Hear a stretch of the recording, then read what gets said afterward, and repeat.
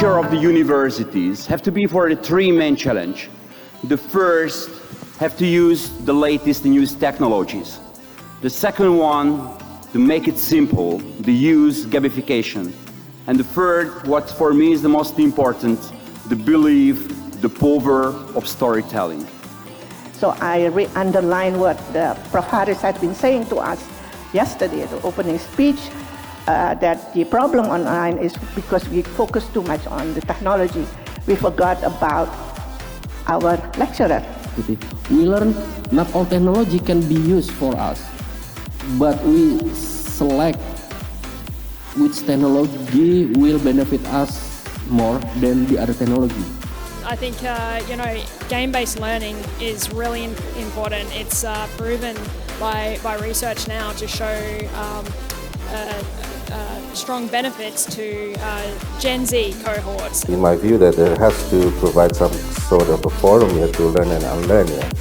Of course, these professors leading in their fields and so on, but sometimes you have to realize that the millennial generation and Gen Z has more acute on using the generative AI, for example. So in some cases, you have to also learn from them. So the key is the dialogue, constructive dialogue between these two generations that facilitated by the university leadership. I believe we can all agree it's been an event to remember, filled with insightful discourse, invaluable networking, and a touch of everything that we had hoped for.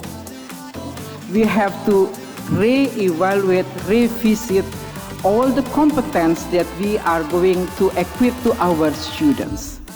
So this will lead us to change our curriculum and of course also to modify, to adapt, to adjust the way we teach our students.